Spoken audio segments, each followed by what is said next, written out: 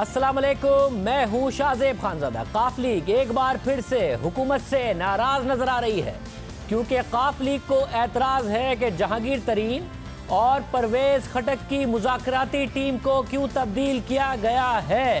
क्यों उस कमेटी की जगह चौधरी सरवर, शफकत महमूद और उस्मान बुज़दार पर मुश्तमिल कमेटी बनाई गई है, मुज़ाकराती कमेटी बनाई गई है। काफ लीग ने नई हुकूमती टीम पर एतराज कर दिया है। कुछ दिन पहले तक हुकूमत और काफ लीग के दरमियान सब ठीक होता नजर आ रहा था, मगर काफ लीग ने अब वजीर आजम की जानिब से मुज़ाकरात के लिए बनाई गई नई हुकूमती कमेटी पर एतराज उठा दिया है। स्पीकर पंजाब असेंबली चौधरी परवेज इलाही ने कहा है कि पहली हुकूमती कमेटी से मुज़ाकरात के बाद मामलात में बेहतरी आई थी, बात आगे बढ़ रही थी, मगर हुकूमत ने नई कमेटी बना दी। चौधरी परवेज इलाही का कहना था कि एक कमेटी बनती है, दूसरी डाली जाती है। हमने भी कमेटी डाली है जो अभी निकली नहीं है। हमें नई हुकूमती कमेटी की समझ नहीं आई है। उनका कहना था कि हमसे किए गए वादे पूरे होने चाहिए। हम चाहते हैं कि हुकूमत चले और अपनी मुद्दत पूरी करे। हम जिसके साथ चलते हैं, नेक नीयती के साथ चलते हैं। एहसास है कि अगर हुकूमत को नुकसान पहुंचा तो हमें भी पहुंचेगा, मगर साथ ही उन्होंने कहा कि हुकूमत को ये समझना चाहिए कि इत्तेहादी सोतन नहीं होती। समझ नहीं आ रहा कि हुकूमत ने नई कमेटी क्यों बना दी। ये जो नई कमेटी बनाई है, इससे पहले हमारा एग्रीमेंट है, रिटन एग्रीमेंट है, बुज़दार साहब ने किया, और फिर उसके बाद एक और कमेटी बनी जो परवेज खटक साहब की सरबराही में जहांगीर तरीन साहब थे और उनके भी साथ लोग थे।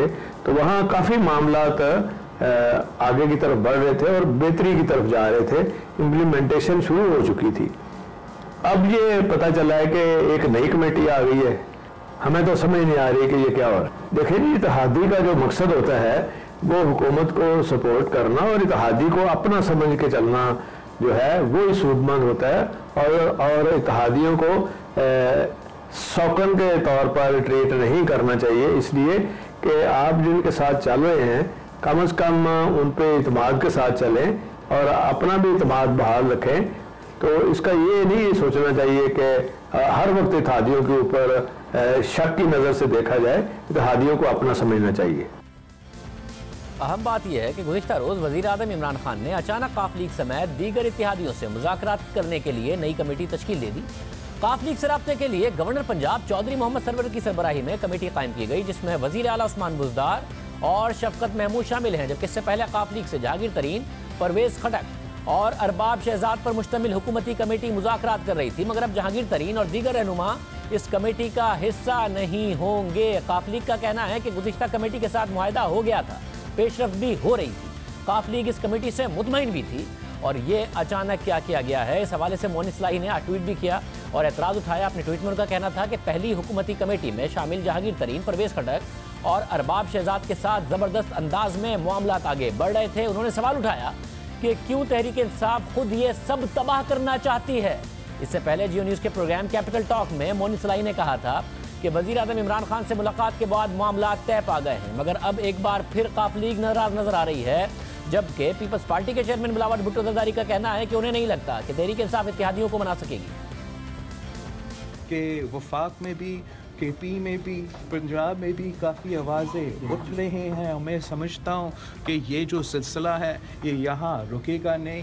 पीटीआई में ये नासलाहियत है कि ये मुल्क चला सके और या ये अपने जो इत्तेहादी हैं वो उनका साथ रख सके। MQM को सोचना चाहिए कि क्यों वो उस जमात के साथ दे रहे हैं जो हमारे कराची के शहरी के जो ज़िंदगी है उनको मुश्किलात में डाले हुए हैं।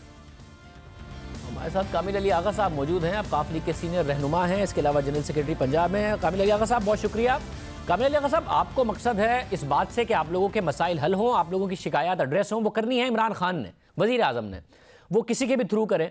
तो जहांगीर तरीन की जगह अगर वो उस्मान बुज़दार को भेज रहे हैं, और ज़ाहिर उस्मान बुज़दार ही आपके पंजाब की हद तक सारे मसाइल हल कर सकते हैं अगर वज़ीर आज़म उन्हें कहेंगे तो आपको इस बात पर एतराज़ क्यों है? वो किसी को भी भेजें आपसे मुज़ाकरात करने के लिए, आपको अपने मसाइल हल करने से मतलब होना चाहिए, जो कि करने इमरान खान ने है और इमरान खान के हुक्म पर होने। शाहजेब, इश्यूज जो हैं वो इससे बढ़ के हैं। यानी जो एग्रीमेंट बुनियादी तौर पे हमारे साथ हुआ था वो असल उसके ऊपर अमल ना करना असल रिजर्वेशन है। तो उसके ऊपर अमल दरामद करना। तो जो एग्रीमेंट हुआ था वो इमरान खान साहब के साथ हुआ था। हम आज खड़े हैं तो इमरान खान साहब के साथ खड़े हुए हैं। उस्मान बुज़दार साहब की भी अगर हम हमायत करते हैं तो इसलिए करते हैं कि वो नामजद करदा हैं इमरान खान साहब के। अगर इमरान खान साहब एक मेन स्ट्रीम लीडरशिप की कमेटी बनाते हैं और उसके ऊपर हम भी हमारे दरमियान एक एतमाद की फ़ज़ा आगे बढ़ती है, तो उसको क्यों तोड़ा, उसमें रुकावट क्यों पैदा की जा रही है? ये तो वो शख्सियात हैं सरवर साहब भी और उस्मान बुज़दार साहब की, जिनके मुतल्लक आम आदमी को रिजर्वेशन हैं कि वो मसाइल को हल नहीं कर सके। हम उनका साथ दिए जा रहे हैं, लेकिन इन लोगों ने, शफकत महमूद साहब भी उस कमेटी में शामिल कर दिए। ये तीनों लोग जो हैं वो क्या बेचेंगे जो वो नहीं बेच सकते थे? उनके होते हुए जब एतमाद की फ़ज़ा दोनों जमातों के दरमियान आगे बढ़ रही थी तो उनको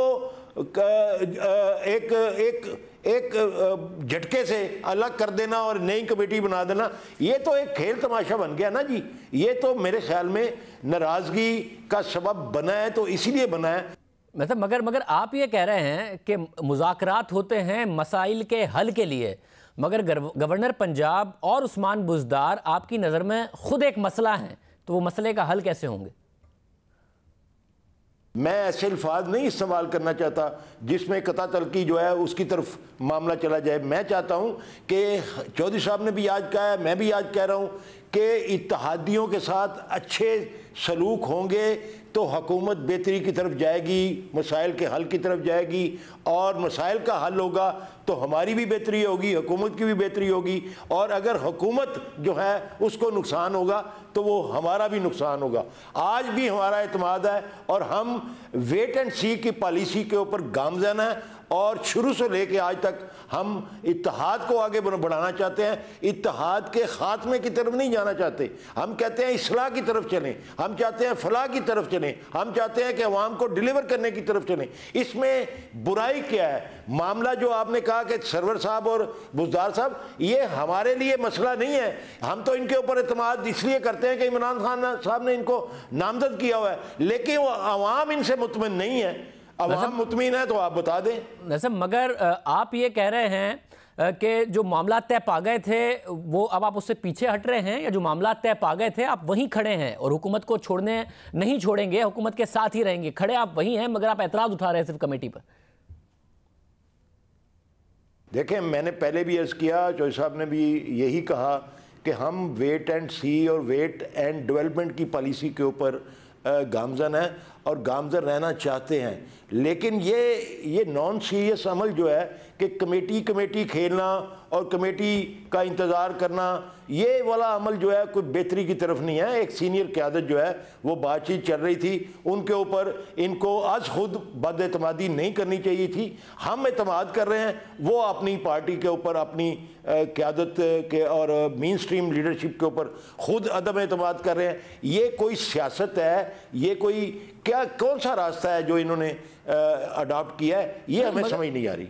मगर कोई वजह बताइए क्यों अदम एतमाद होगा? जहांगीर तरीन पर तो भरपूर एतमाद है, वो पार्टी के रहनुमाई नहीं है, खान साहब के ज़ाती तौर पर दोस्त हैं। वो इलेक्शन से पहले उनका जहाज़ इस्तेमाल होता था, गाड़ी उनकी इस्तेमाल होना, इसके अलावा वो बाकायदा तौर पर तहरीक इंसाफ को फंडिंग भी करते रहे हैं। बहुत ज़्यादा खान साहब का जहांगीर तरीन पर एतमाद है। अभी वो गंदम के हवाले से तो मुसलसल बयान दे रहे हैं, इन्वेस्टिगेशन, एक सख्त बयान नहीं दिया उन्होंने शुगर माफिया के हवाले से कि कैसे चीनी की कीमतें बढ़ गई हैं। तो जहांगीर तरीन साहब के हवाले से तो उन पर भरपूर एतमाद है। कोई वजह बताइए क्यों अदम एतमादी हो गई? नहीं, देखें, ये तो अब गॉड नोज बेटर, या इमरान साहब हाँ साहब बता सकते हैं, या जहांगीर तरीन साहब से पूछें, वो बताएंगे कि उनके ऊपर क्यों अदम एतमाद किया गया। परवेज़ खटक साहब से पूछें। मैं समझता हूँ कि ये तो हमारे लिए भी हैरान कुन बात है, और हम चाहते हैं कि जो चीज़ें आगे बढ़ना शुरू हो गई, और हमने कह दिया 3 दिन पहले, 4 दिन पहले भी जब हमसे सवाल किया गया कि 7 दिन गुजर गए हैं, डेडलॉक का खात्मा हो चुका है, तो डेडलाइन का खात्मा हो चुका है, तो उसके बाद आप क्या कहते हैं? तो हमने कहा जी कि अब मामलात आगे बढ़ना शुरू हो गए हैं, हमें एतमाद की जो फ़ज़ा है वो बेहतरी की तरफ जा रही है।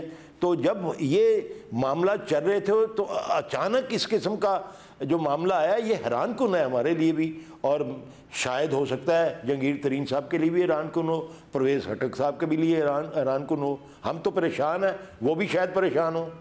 बहुत शुक्रिया। कामिल अलागा साहब हमारे साथ मौजूद थे, वो कह रहे हैं कि हम तो परेशान हैं। हो सकता है जहांगीर तरीन साहब, परवेज़ खटक खुद भी परेशान हो। एक तरफ ये मामला है, इत्तेहादी एक दफ़ा फिर बोल रहे हैं, तो दूसरी तरफ खैबर पख्तूनख्वा में ये नहीं समझ आ रहा कि आए दिन एक नया फैसला क्यों होता है, और क्या इसकी वजह से जो पहले ही गवर्नेंस का क्राइसिस है वो मजीद एक बड़ा क्राइसिस तो नहीं बन जाएगा। खान साहब ने 2 वज़रा को काबीना से, 3 वज़रा को काबीना से निकाल दिया, और वो बहुत मजबूत वज़रा समझे जाते थे। खान साहब खुद उनकी तारीफ किए करते थे। 5 दिन पहले ये काम हुआ, 3 वज़रा को निकाला गया, साजिश का उन पर इल्ज़ाम लगा, और अब उस फैसले पर क्या उससे यू टर्न होगा, ये सवाल मुसलसल पैदा हो रहा है। दोबारा काबीना में शामिल करने की बात हो रही है, मगर सवाल ये है कि इतनी इंतहाई पोजीशंस लेने के बाद ये वज़रा और वज़ीर आला साथ काम कैसे करेंगे। इस हवाले से आज वज़ीर आज़म इमरान खान की खैबर पख्तूनख्वा के वज़ीर आला महमूद खान से मुलाकात हुई। गुज़िश्ता दिनों मुलाकात हुई थी आतिफ खान से और शहराम तरक्की से, आज वज़ीर आला से मुलाकात हुई। इस मुलाकात की अंदरूनी कहानी के मुताबिक वज़ीर आज़म इमरान खान ने खैबर पख्तूनख्वा के बरतरफ वज़रा को एक मौका और देने का फैसला किया है। जियो न्यूज़ के ज़राए के मुताबिक खैबर पख्तूनख्वा के वज़ीर आला से मुलाकात में वज़ीर आज़म ने कहा कि उनकी ख्वाहिश है कि हम बरतरफ वज़रा को एक मौका ज़रूर दें और दोबारा टीम को मजबूत करें। ज़राए के मुताबिक वज़ीर आज़म का कहना था कि वो समझते हैं कि आप लोगों के दरमियान गलतफहमी हुई है। वज़ीर आला को बाइख्तियार रखने के लिए वज़रा को बरतरफ करने की मंजूरी दी थी। बरतरफ वज़रा को समझाया है कि वज़ीर आला मेरा नुमाइंदा है और वज़ीर आला को चैलेंज करना मुझे चैलेंज करना है। वज़ीर आज़म ने वज़ीर आला महमूद खान से कहा कि वो उन पर किसी किस्म का कोई दबाव नहीं डालना चाहते और उन्हें बाइख्तियार वज़ीर आला समझते हैं। इस पर मज़ीद बात करेंगे कि असल में ये मामला क्या है। सीनियर सहाफ़ी सलीम साफ़ी साहब हमारे साथ मौजूद हैं। साफ़ी साहब बहुत शुक्रिया। साफ़ी साहब, मामला तय पा गए हैं और अगर ये वजारत में वापस आते हैं तो क्या हुआ? वज़ीर आज़म को अपनी गलती का एहसास हो गया कि किसी ने उनके कान भर दिए थे और उन्होंने अचानक इस किस्म का फैसला कर दिया, या फिर वज़रा को अपनी गलती का एहसास हो गया और इन्होंने वज़ीर आज़म से माफ़ी मांग ली और वज़ीर आज़म को मना लिया?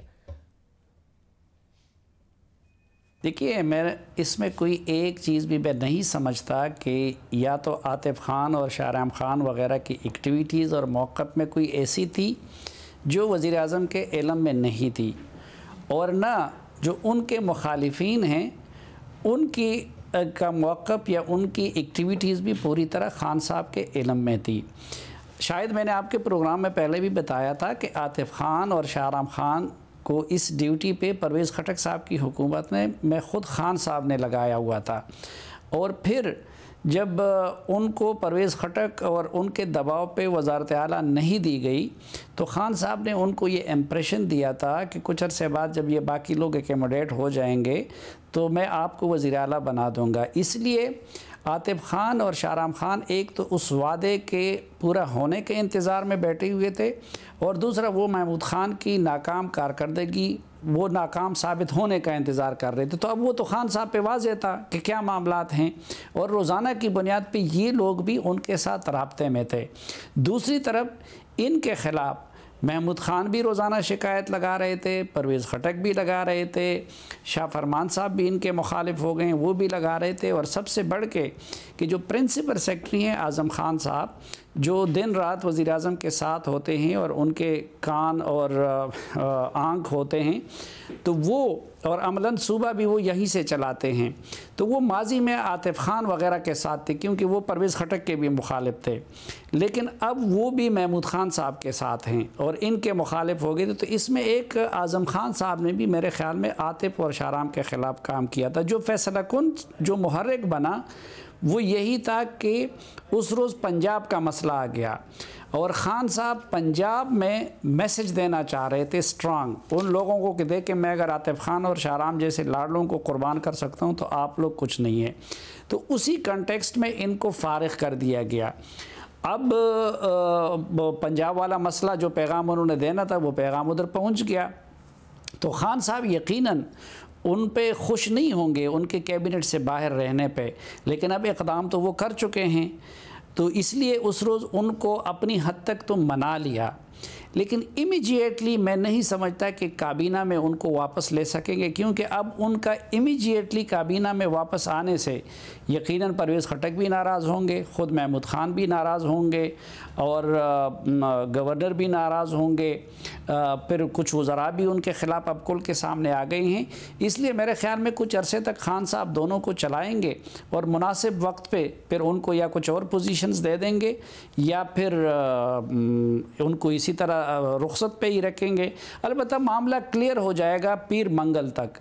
अगर पीर मंगल को उनकी वजारतें किसी और को अलाट की जाती हैं तो फिर इसका ये मतलब होगा कि उनको भी असद उमर की तरह अब कुछ अरसा लंबा इंतज़ार करना होगा, और अगर नहीं तो फिर शायद वो दोबारा हलफ उठा लें। मतलब मगर इन एनी वे ये खैबर पख्तूनख्वा के लिए एक गवर्नेंस क्राइसिस ना हुआ, क्योंकि अगर ये वापस आते हैं तो वज़ीर आला के साथ कैसे काम करेंगे, नहीं आते तो ये दो वो वजारतें हैं जो वज़ीर आज़म इमरान खान के दिल के बहुत करीब हैं और ये दोनों अच्छा डिलीवर कर रहे थे उनके बकौल, तो कोई नए लोग मौजूद हैं जो इन वजारतों में डिलीवर कर सकें, नहीं है तो फिर गवर्नेंस क्राइसिस। तो ये एक फैसले की वजह से नुकसान सूबे का ही नहीं होगा जो फैसला ले लिया खान साहब ने पहले? देखिए, दो हकीकतें तो नहीं बदली हैं। एक ये कि आतिफ खान और शाहराम उनके लाडले थे, और ये भी हकीकत है कि वो बाकी वज़रा की बनिस्बत ज़्यादा मुतहर्रिक भी थे, और ख़ान साहब ने खुल के भी कई मरतबा अपने इन ख़यालात का इजहार भी किया था। दूसरी ये हकीकत नहीं बदल सकती कि महमूद ख़ान साहब एक नाकाम तरीन और बेबस वज़ीर आला साबित हो रहे हैं, और उनकी हुकूमत का इख्तियार वो कई जगहों पे तकसीम है, और इसलिए ये सारे लोग उनके साथ खड़े हैं क्योंकि उनको एक कमज़ोर वज़ीर आला चाहिए कि वो वज़ारत आला में अपना अपना हिस्सा ले सके। लेकिन अब ज़ाहिरी बात है कि उनको हटाना वो इमरान ख़ान साहब के लिए पहले भी यूँ मुश्किल था, क्योंकि वो आतिफ ख़ान को लाना चाहते, और आतिफ ख़ान को ना परवेज़ खटक को काबिल कबूल है, ना शाह फरमान को काबिल कबूल है, ना असद कैसर को काबिल कबूल है।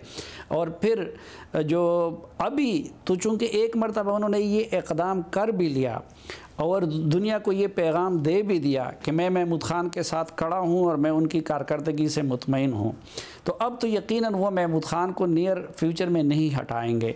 तो जब उनको नहीं हटाएंगे तो फिर ये दोनों हैं, इनको ख़ान साहब ने अपनी हद तक उस दिन राज़ी कर लिया, और उनका भी कोई किसी दूसरी जमात में जाने का न इरादा है और न शायद उनके पास वो ऑप्शन अवेलेबल है। इसलिए शायद वो भी असद उमर की तरह कुछ अरसा गुजारा कर लेंगे और फिर मुनासिब वक्त पे उनको वापस ले लिया जाएगा। बहुत शुक्रिया सलीम साहब हमारे साथ मौजूद थे। दूसरी तरफ इस वक्त डेडलाइन ख़त्म हो रही है और नवाज शरीफ की ज़मानत में तौसी होगी या नहीं होगी, ये सवाल अपनी जगह पर बाकी है। पंजाब हुकूमत की जानिब से साबिक वज़ीर आज़म नवाज शरीफ को मुकम्मल मेडिकल रिपोर्ट जमा कराने के लिए दी गई 3 दिन की डेडलाइन ख़त्म होने में कुछ ही देर रह गई है, मगर नवाज शरीफ की जानिब से वो रिपोर्ट्स नहीं दी गई हैं, जिनकी बुनियाद पर पंजाब हुकूमत को उनकी दरख्वास्त ज़मानत में तौसी का फैसला करना है। महकमा दाखिला पंजाब ने नवाज शरीफ को 28 जनवरी को लिखे गए ख़त में वाज़ेह तौर पर कहा था कि अगर 3 दिन में मतलूबा मेडिकल रिपोर्ट जमा नहीं कराई गई तो दस्तयाब रिकॉर्ड को देखते हुए उनकी दरख्वास्त ज़मानत से मुताल्लिक फैसला कर दिया जाएगा। इस हवाले से गुज़िश्ता रोज़ हमारे प्रोग्राम में राना सनाउल्लाह ने कहा कि नवाज शरीफ की मेडिकल रिपोर्ट भिजवा दी गई हैं, लेकिन हुकूमत नवाज शरीफ की ज़मानत मनसूख करने के लिए ये सब कर रही है। अब भी नून लीग की पोजीशन ये है कि जो रिपोर्ट भिजवानी थी भिजवा दी गई हैं, अब डेडलाइन थोड़ी देर में ख़त्म हो रही है। वज़ीर सेहत पंजाब यास्मीन राशिद साहब हमारे साथ मौजूद हैं। डॉक्टर साहब बहुत शुक्रिया मैं शो में ज्वाइन करने के लिए। अभी इस वक्त क्या स्टेटस है, क्या रिपोर्ट्स आप लोगों ने देख ली हैं जो मांगी गई थी, उन्होंने दी नहीं दी, और फिर अब आपका फैसला क्या है? देखिए जी, मकसद ये है कि 2 दफ़े उनसे रिपोर्ट मांगी गई। पहले जो उन्होंने रिपोर्ट जमा कराई वो नाकाफ़ी थी। आपके सामने 3 तारीख को जब हमने ये बोर्ड बुलाया तो बोर्ड ने कहा कि ये रिपोर्टें नाकाफ़ी हैं, और दोबारा 13 तारीख को मैंने बल्कि डॉक्टर अदनान से बात की और उनसे कहा कि आप हमें मुकम्मल रिपोर्टिंग भिजवाएं। मुकम्मल रिपोर्टों के ऊपर ही कोई बोर्ड अपना ओपिनियन दे सकता है, बगैर रिपोर्टों के अपना ओपिनियन नहीं दे सकते। दोबारा इन्होंने कहा कि जी हम दोबारा रिपोर्टें भिजवा रहे हैं। 18 तारीख को रिपोर्टें भिजवाई, वो फिर बोर्ड ने जो देखी और अकॉर्डिंग टू होम डिपार्टमेंट उन्होंने जो लेटर लिख के भेजा, उन्होंने कहा नाकाफी है, बहुत सारी इंफॉर्मेशन नहीं है। तो चंद इन्फॉर्मेशन ये है कि ना हमें पता उनकी प्लेटलेट काउंट क्या है, जो कि एक बहुत बड़े मसले के साथ वो गए थे। फिर दूसरी इंपॉर्टेंट ये चीज़ है कि अगर उनका पेट स्कैन हुआ है उसकी डिटेल्स नहीं है, और जो इंटरवेंशन होनी है उसकी डिटेल नहीं है। तो ये सारी चीज़ों को मद्देनजर रखते हुए when you look at it तो वो नाकाफी है। और दोबारा आप होम डिपार्टमेंट ने उनको कहा कि भाई आप हमें मुकम्मल रिपोर्ट दे दीजिए, अब 31 तारीख तक का टाइम दिया हुआ था। अब जो जवाब उन्होंने होम को दिया, मेरा ख्याल है home department is going to take some action on it. और अगर मेडिकल बोर्ड नहीं मुतमईन होता तो उनकी जमानत मनसूख हो सकती है, हुकूमत ये फैसला कर सकती है। लेकिन मेरा ख्याल है कि इस वक्त हम तो ये जो बार बार हमें कहते हैं हम सियासत किस तरह की है, आप एक कमिटमेंट करके गए हैं, आप एक कमिटमेंट करके गए कि you will keep the government in loop और whatever treatment you are getting there in India. हमारे इसरार करने के बावजूद डिले की जाती है, रिपोर्टें टाइम पे दी नहीं जाती, फिर कहा जाता है ये हम इन रिपोर्टों के अलावा नहीं देंगे। और तो ये तो फिर देखिए I don't know now the home department take whatever action has to take और whatever decision has to take home department ही करेगा, क्योंकि या तो वो रिपोर्टें भेजेंगे डिटेल रिपोर्टें, या फिर आगे देखते हैं किस तरह चलेगी। बहुत शुक्रिया डॉक्टर यास्मीन राशिद साहब हमारे साथ मौजूद थी। अब देखते हैं कि क्या फैसला होता है, क्योंकि नून लीग की तरफ से कहा जा रहा है कि यही रिपोर्ट थी जो भेज दी गई हैं। प्रोग्राम में एक ब्रेक शामिल करते हैं। ऐसा लग रहा है कि हुकूमत की मुआशी टीम के लिए एक बड़ा नुकसान है कि शब्बर ज़ैदी साहब के हवाले से जो इतलात आ रही हैं कि वो बीमार हैं, वो कभी उनकी नाराज़गी की खबर आती है, कभी उनके अख्तलाफात की डॉक्टर हफीज़ शेख के साथ खबर आती है। खान साहब ने जो टैक्स बढ़ाने का 8,000 अरब रुपए करने का वादा किया था वो शब्बर ज़ैदी के साथ मिलकर करने का किया था, और शब्बर ज़ैदी साहब के हवाले से इतलात आ रही है। बात करेंगे।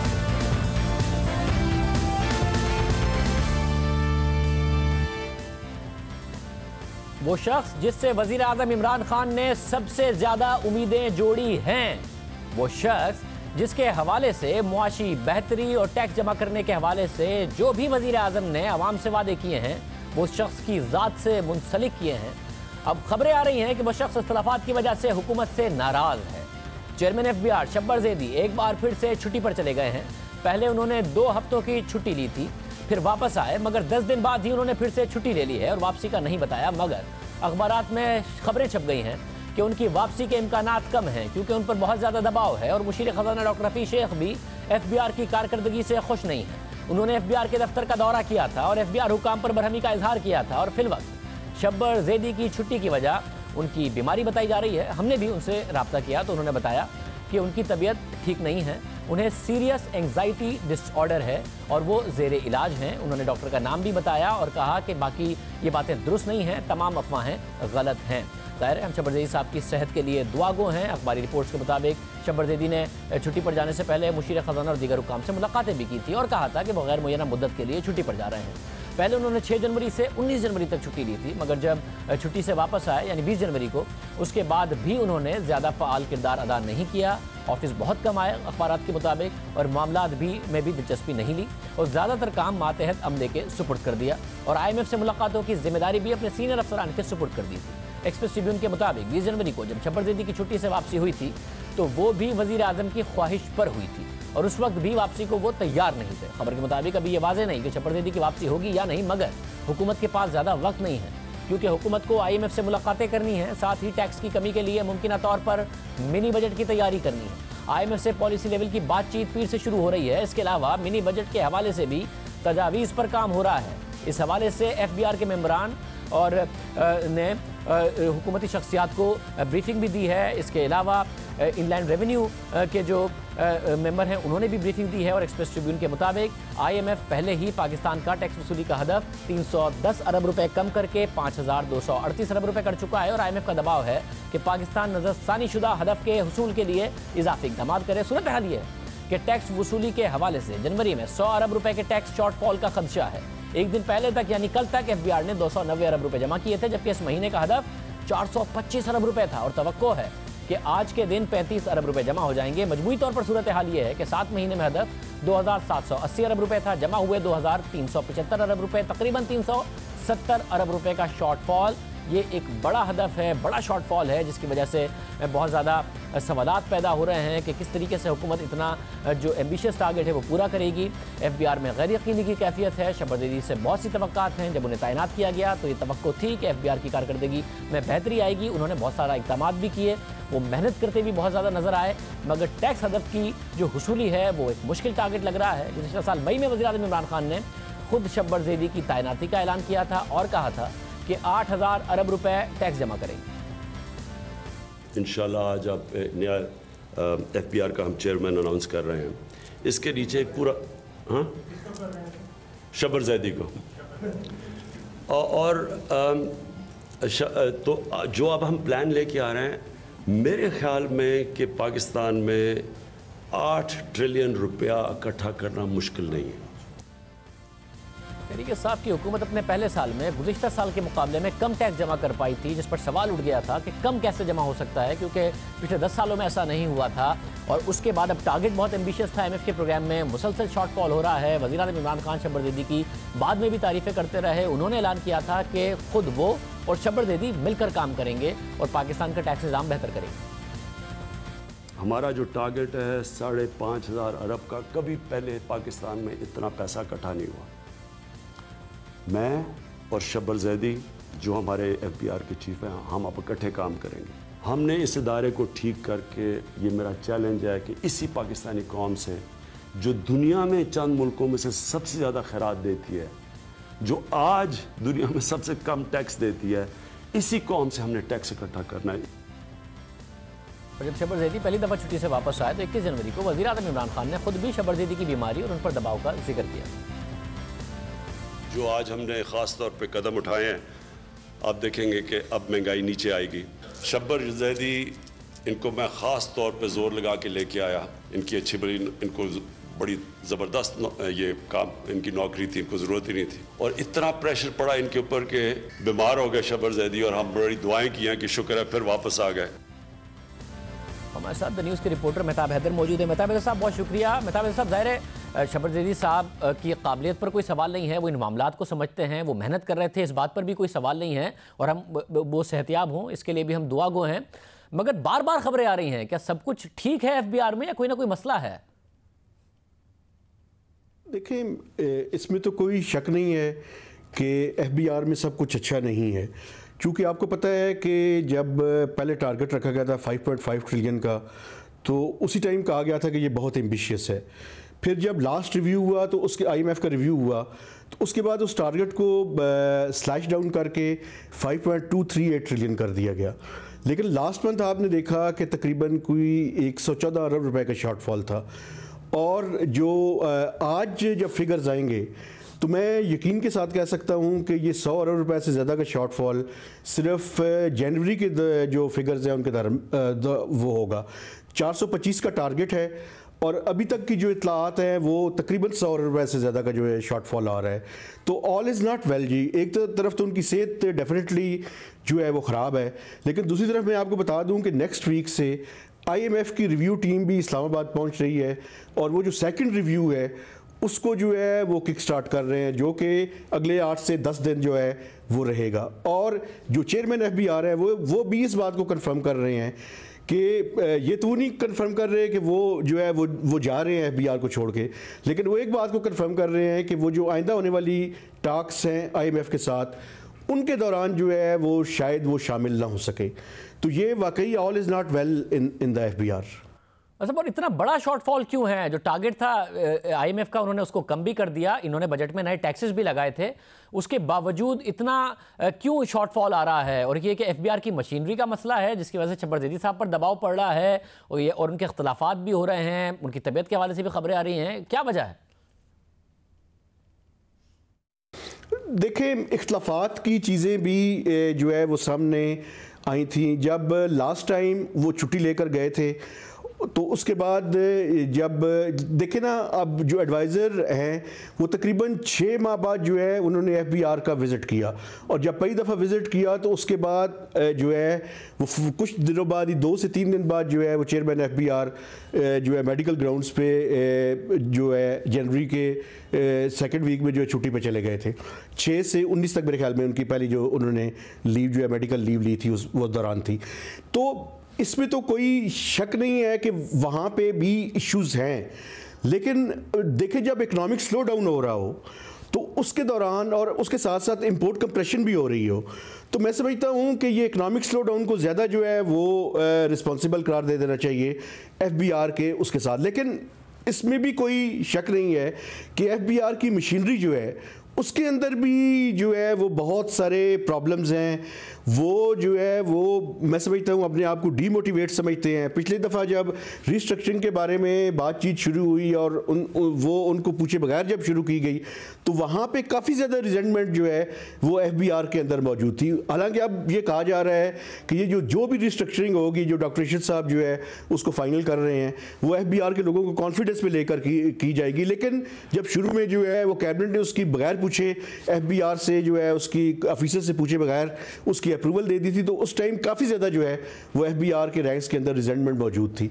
तो ये मल्टीपल फैक्टर्स हैं, किसी एक चीज़ को जो है मैं नहीं समझता, economic slow down, import compression, ये सारी चीज़ें जो है वो FBI की जो कारकर्दगी है उसके ऊपर जो है बहुत शुक्रिया मेहताब वो हमारे साथ मौजूद थे। प्रोग्राम में एक ब्रेक शामिल करते हैं। एक ऐसा मसला जिसके हवाले से बहुत अफवाहें फैलाई जा रही हैं, बहुत ज़्यादा कॉन्स्पिरेसी थियरी, साजिशी नज़रिए हैं, आप सबका असल मालूमात जानना बहुत ज़्यादा लाजमी है, वो आप तक पहुँचाएंगे एक ब्रेक।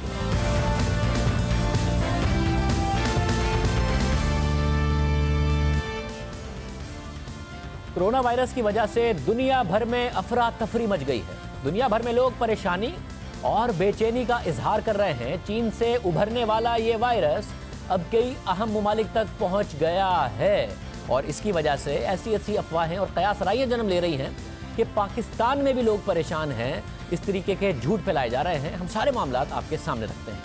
अब तक कोरोना वायरस के 10,000 केसेस सामने आ चुके हैं। घंटों के दौरानिये में हलाकतों की खबरें सामने आ रही हैं। 200 से ज़्यादा अफराद कोरोना वायरस से जुड़ी बीमारियों से हलाक हो चुके हैं और ये केसेस मुसलसल बढ़ते जा रहे हैं। कोरोना वायरस से मुतासिर होने वाले मुमालिक में Japan, Nepal, Canada, Australia, Malaysia, Sri Lanka, Philippines, Singapore, south Korea, Taiwan, रूस, थाईलैंड, मुत्तहदा अरब अमारात, बरतानिया, अमेरिका और वियतनाम शामिल हैं। हर गुजरते वक्त के साथ ये वायरस दुनिया में फैलता जा रहा है और वर्ल्ड हेल्थ ऑर्गेनाइजेशन ने इस वायरस से मुतालिक आलमी इमरजेंसी का ऐलान कर दिया है और इस खदशे के पेश नज़र ऐलान किया गया है कि वो मुमालिक जिनका निज़ाम सेहत कमज़ोर है, ये वायरस उन मुमालिक में तेज़ी से फैल सकता है। इसलिए एहतियाती तदाबीर तेज़ की जाए और हंगामी तौर पर तेज़ की जाए। दुनिया के कई अहम मुमालिक ने चीन से अपनी सरहदें भी बंद कर दी हैं। चीन में इस वक्त सूरत हाल ये है कि उसका वुहान शहर वीरानी का मंजर पेश कर रहा है। लोग आमदोरफ्त ना होने के बराबर है लोगों की। लोग या तो अस्पतालों में हैं या घरों में महसूर होकर रह गए हैं। डर और खौफ का ये आलम है कि कल चीन के शहर वुहान में एक शख्स ज़मीन पर मुर्दा हालत में पाया गया, जिसके हाथ में एक शॉपिंग बैग और चेहरे पर मास्क था। मगर जो चंद लोग वुहान से गुजर रहे थे और वहाँ से वुहान शहर में गुजर रहे थे, वो इस शख्स के पास इस खौफ की वजह से नहीं गए कि शायद उसकी हलाकत कोरोना वायरस की वजह से हुई हो। और कुछ देर बाद जब एम्बुलेंस से रेस्क्यू एहलकार इस शख्स की लाश उठाने आए तो वो खुद को मुकम्मल तौर पर मेडिकल सूट में ढांप कर आए थे। चीन का इंडस्ट्रियल शहर वुहान, जिसकी आबादी 11 लाख है, वहाँ इस वक्त वीरानी ही वीरानी है। सड़कें वीरान हैं, शॉपिंग मॉल्स वीरान हैं, लोग घर से बाहर नहीं निकल रहे।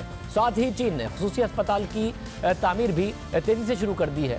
कोरोना वायरस ने दुनिया के तहकीककारों को हाई अलर्ट कर दिया है। दुनिया के अहम साइंसदान इस वायरस का इलाज ढूंढ रहे हैं और इसके लिए वैक्सीन बनाने की तैयारी कर रहे हैं, क्योंकि अब तक इस वायरस का कोई इलाज दरियाफ्त नहीं हुआ है। इब्तिदाई मालूमात के मुताबिक चीन के शहर वुहान में ये वायरस किसी जानवर से इंसान में मुंतकिल हुआ है, लेकिन किस जानवर से, इस हवाले से हतमी तौर पर कुछ नहीं कहा जा सकता। मगर यह ज़रूर कहा जा सकता है कि यह वायरस अब एक मुतासरा इंसान से दूसरे इंसान तक तेज़ी से फैल सकता है, दूसरे इंसान को मुतासिर कर सकता है, उस तक फैल सकता है। लेकिन इस वायरस से ज़्यादा तेज़ी से इससे मुताल्लिक अफवाहें और गलत मालूमात दुनिया भर में फैलाई जा रही हैं। हर तरफ से कयासराइयाँ हो रही हैं और इस हद तक हो रही हैं कि फेसबुक, ट्विटर और गूगल को भी गलत मालूमात की फराहमी को रोकने में दुश्वारी का सामना हो रहा है। फेसबुक ने ऐलान कर दिया है कि वो इन झूठे दावों और कॉन्स्पिरेसी थियरीज यानी साजिशी नजरियों को हटाने की कोशिश कर रहे हैं। साथ ही ट्विटर ने भी ऐलान कर दिया है कि वो कोरोना वायरस से मुतालिक सर्चिंग में इन इदारों और सोर्सेज की मालूमात सामने लाने की कोशिश कर रहा है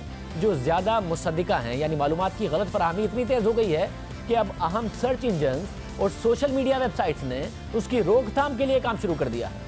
कोरोना वायरस से मुतालिक अब तक कई गलत दावे हो चुके हैं, कई कॉन्स्पिरेसी थियरी सामने आ चुकी हैं। कुछ लोग कोरोना वायरस की जिम्मेदारी चीनी शहरियों के खाने पीने की आदत पर डाल रहे हैं और इस हवाले से चिमगादड़ का सूप पीने वाली वीडियो बहुत तेजी से वायरल भी हुई है। इस हवाले से आलमी सहाफती इदारों ने तफसीली आर्टिकल्स भी लिखे और गलत खबरों और साजिशी नजरियों की निशानदही भी की। जैसे ही कुछ अहम तहकीकारों की जानिब से ये बात सामने आई कि चिमगादड़ कोरोना वायरस का होस्ट कैरियर हो सकता है, तो इस हवाले से चिमगादड़ को खाने के लिए इस्तेमाल करने की वीडियो वायरल हो गई और यह कहकर वायरल हुई कि यह सब कुछ चीन में हो रहा है, जिसकी वजह से दुनिया भर से लोगों ने चीन के शहरियों पर गम गुस्से का इजहार करना शुरू कर दिया। मगर ये वीडियो चीन के शहर वुहान की नहीं है और ना ही ये चीन में फिल्माई गई है, बल्कि किसी और मुल्क की है जो 2016 में फिल्माई गई है। और जिस चीनी सेलिब्रिटी की तरफ से ये वीडियो फिल्माई गई है उसे धमकियां दी जाने लगी हैं। ये इब्तिदाई ख्याल है कि चीन के वुहान शहर में गैर कानूनी तौर पर जानवरों की फरोख्त और इस कोरोना वायरस की वजह हो सकती है और चिमगादड़ इस वायरस का होस्ट कैरियर हो सकता है। इस ख्याल की वजह से ये वीडियो वायरल होना शुरू हुई और कहा गया कि वुहान के शहरी खाने में चिमगादड़ का इस्तेमाल करते हैं। अलबत्ता चीन में चिमगादड़ का सूप ज़्यादा पसंद नहीं किया जाता और फिर भी ये बात बहुत ज़्यादा वायरल हुई। ये इस हवाले से पहला मफरूज़ा था। जो दूसरी कॉन्स्पिरेसी थियरीज फैलाई गई थी वो ये थी कि यह वायरस एक बायोलॉजिकल हथियार है। इस खबर को पजीराई उस वक्त मिली जब वॉशिंगटन टाइम्स ने यह दावा किया कि कोरोना वायरस का आउटब्रेक चीन के शहर वुहान की इंस्टीट्यूट ऑफ वायरोलॉजी से हो सकता है। इस खबर में इसराइल के साबिक इंटेलिजेंस अफसर ने दावा किया कि यह वायरस एक बायोलॉजिकल हथियार हो सकता है, मगर अहम तहकीककार ये कह चुके हैं कि इस बात का कोई सबूत नहीं है कि इस वायरस को खुद से बनाया गया हो। अगर ये वायरस बायोलॉजिकल हथियार होता तो इसका फैलाव इतनी तेजी से नहीं होता और ये ज़्यादा जानलेवा होता। लेकिन मामला यहाँ भी नहीं रुका। कोरोना वायरस से मुतालिक एक और कॉन्स्पिरेसी थियरी है और वो है दुनिया की जदीद टेक्नोलॉजी 5G से मुतालिक। अब चीन का वुहान शहर दुनिया के उन चंद शहरों में से था जहाँ 2020 में 5G को मुतारिफ कराया गया। तो इस हवाले से भी ये गलत खबरें फैलाई गई कि वुहान में पहली दफ़ा 5G को मुतारिफ करवाया गया, इसलिए 5G की वजह से वहाँ के लोगों का क़ुव्वत मुदाफ़ियत का निज़ाम कमज़ोर हुआ, जिसकी वजह से नज़ले ज़ुकाम का वायरस ज़्यादा ख़तरनाक साबित हो रहा है। लेकिन तहकीक से अब तक ऐसी कोई बात सामने नहीं आई कि 5G इंसानों के लिए ख़तरनाक है, तो ये एक और गलत खबर थी। इसी तरह कोरोना वायरस से मुतालिक मुख्तलिफ इलाज की भी गलत खबरें सामने आ रही हैं, जैसे कि बहुत सी कुदरती दवाइयाँ बनाने वाली मेडिकल ग्रुप्स में ये बातें सामने आ रही हैं कि पुदीने का तेल, विटामिन सी और नमकीन पानी इस बीमारी को रोक सकता है या इसे ख़त्म कर सकता है, मगर ये भी गलत है। इस बीमारी का अब तक कोई इलाज ही सामने नहीं आया। इसके साथ साथ कुछ खतरनाक इलाज के तरीके भी बताए जा रहे हैं। अमेरिका में कुछ लोग जादुई मिनरल सॉल्यूशन पीने को भी बीमारी के लिए मुफीद करार दे रहे हैं, मगर वहाँ फूड एंड ड्रग एडमिनिस्ट्रेशन ने इस मिनरल सॉल्यूशन को खतरनाक करार दिया है और इसे पीने से मना किया है। इसी तरह चीन के कुछ मकबूल ब्रांड्स जैसे चाइनीज़ रेड बुल, नूडल्स और फॉर्चून कुकीज़ को भी वायरस का होस्ट कैरियर करार दिया जा रहा है, मगर ये भी एक गलत खबर है। इस हवाले से कोई तस्दीक नहीं हुई है। ये सब कॉन्स्पिरेसी थियरी, साजिशी नज़रिए हैं, जबकि चिमगादड़ से मुतालिक जो कॉन्स्पिरेसी थियरी है उस पर लोगों ने सबसे ज़्यादा रद्द-ए-अमल इसलिए दिया क्योंकि इसके साथ भी एक तारीख जुड़ी हुई है। क्योंकि ये पहली दफ़ा नहीं है कि चीन में इस किस्म के वायरस का आउटब्रेक हुआ है। 2003 में भी सार नामी बीमारी यानी सेवेयर एक्यूट रेस्पिरेटरी सिंड्रोम से चीन का खित्ता मुतासिर हुआ। ये बीमारी भी कोरोना वायरस से फैली, जिसमें 8000 लोग मुतासिर हुए। 774 लोग उस वायरस के आउटब्रेक से हलाक हुए। सार नामी बीमारी में भी कोरोना वायरस मौजूद था और अब जो नया आउटब्रेक हुआ है उसमें भी कोरोना वायरस मौजूद है, लेकिन जो मौजूदा कोरोना वायरस है वो सार में मौजूद कोरोना वायरस से मुख्तलिफ है। कोरोना वायरस इसकी वो फैमिली है जो जानवरों में आम होती है, जिसकी वजह से आम नज़ला, ज़ुकाम और संजीदा किस्म की बीमारियां भी जन्म लेती हैं। यानी सार में भी कोरोना वायरस मौजूद था और अब जो बीमारी की वबा फैली है उसमें भी कोरोना वायरस मौजूद है, लेकिन ये एक जैसे वायरस एक ही किस्म के नहीं बल्कि मुख्तलिफ होते हैं, इसलिए इसका इलाज ढूंढा जा रहा है। इलाज भी मुख्तलिफ होता है, मगर अहम बात यह है कि सार नामी बीमारी का आउटब्रेक भी चीन में हुआ और अब जो कोरोना वायरस का आउटब्रेक हुआ है वो भी चीन में सामने आया है। और इसकी इब्तिदाई वजह यही बताई जा रही है कि चीन की मार्केट्स में गैर कानूनी तौर पर मुख्तलिफ किस्म के जानवरों का गोश्त फराहम किया जाता है। चीन में 2003 में भी तनकीद होती रही कि उसने सार जैसी बीमारी के आउटब्रेक के वक्त मालूमात को छुपा कर रखा ताकि दुनिया में उसकी बदनामी ना हो, जिसकी वजह से उस बीमारी की शिद्दत और फैलाव बढ़ता गया। साइंसदानों का ख्याल है कि सार नामी बीमारी चमगादड़ के जरिए फैली। माजी में चीन ने सार के फैलाव के वक्त गलत बयानी की और अब कहा जा रहा है कि चीन ने इब्तिदा में आलमी सेहत के इदारों को आगाह कर दिया था, मगर अब भी खदशात का इजहार किया जा रहा है कि इस वायरस से मुतासरा लोगों की तादाद कहीं ज़्यादा हो सकती है और नंबर कम बताया जा रहा है। ये बात तय है कि अब तक इस बीमारी का कोई इलाज दरियाफ्त नहीं हुआ, अलबत्ता इसकी वैक्सीन तैयार करने के लिए अब पेशरफ्त की जा रही है। चीन ने इस वायरस का जो जेनेटिक कोड है वो जारी कर दिया है, जिसके बाद दुनिया के अहम साइंसदान इस वायरस को लेबॉर्ट्री में तैयार कर रहे हैं ताकि इसके लिए वैक्सीन बनाई जा सके। यानी इस वायरस का अब तक कोई इलाज नहीं है। जो तहकीककार हैं वो वायरस से मुताल्लिक तफसीलात हासिल कर रहे हैं और इस वायरस को लेबॉर्ट्री में तैयार भी कर लिया गया है, जो वैक्सीन बनाने के लिए एक अहम पेशरफ्त है। इस वायरस के लिए सिर्फ अब तक एहतियाती तदाबीर ही सामने आई हैं, इलाज सामने नहीं आया, क्योंकि ये वायरस फैला किसी जानवर के जरिए है, मगर अब ये एक इंसान से दूसरे इंसान तक भी मुंतकिल हो रहा है। यानी जो शख्स इस वायरस से मुतासिर हुआ है उसके छींकने या खांसने से ये वायरस दूसरे शख्स तक पहुंच सकता है। इस बात के कोई सबूत सामने नहीं आ सके हैं अभी तक कि यह वायरस हवा के जरिए भी फैलता है। हर उम्र के लोग इस वायरस से मुतासिर हो सकते हैं, जबकि इस वायरस की निशानियां कुछ आम बीमारियों से मिलती जुलती हैं, जैसे कि नज़ला, ज़ुकाम, सांस लेने में तकलीफ।